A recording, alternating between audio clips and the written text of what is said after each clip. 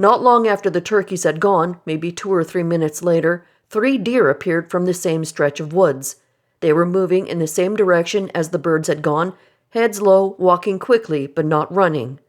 Their behavior struck me as unusual. Normally, deer would browse slowly, stopping to look around or listen, but these were moving directly down the hill without hesitation.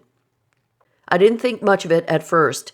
I had seen deer often, and it wasn't uncommon for them to travel through that patch of woods in small groups.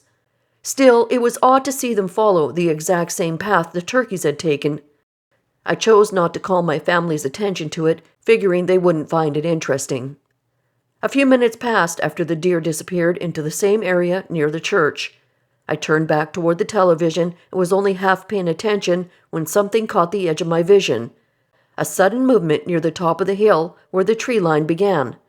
I turned to look directly, expecting maybe another deer or a late turkey straggler, but what I saw was nothing like either.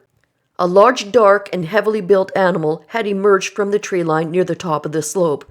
It was covered in dark brown or black hair. It was on all fours when I first saw it, moving in a loping motion, its back and shoulders rising and falling with each stride.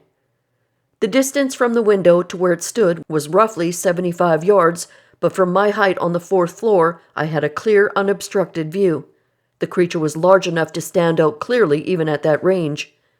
Its limbs were massive and proportionately longer than a bear's. It took 3 strides uphill toward the ridge, then paused. As it reached the top of the hill, it lifted itself upright. The motion was smooth and natural. It rose onto its 2 legs and turned to its right, moving at a diagonal angle toward the deeper forest. It did not fully straighten, but remained slightly bent forward at the waist, almost like it was keeping a low profile as it ran. The entire event lasted about 7 seconds from the moment it emerged to when it disappeared into the thicker trees. It moved with power and purpose, not hesitating or stopping to look back. The speed at which it covered the distance between the slope and the tree line was astonishing for something that size. The hair appeared matted and heavy around the shoulders, lighter toward the lower back and legs. Its arms hung long, almost to the knees when upright, and swung naturally as it ran. The body was thick and muscular, much larger than a man, broader through the chest and upper back.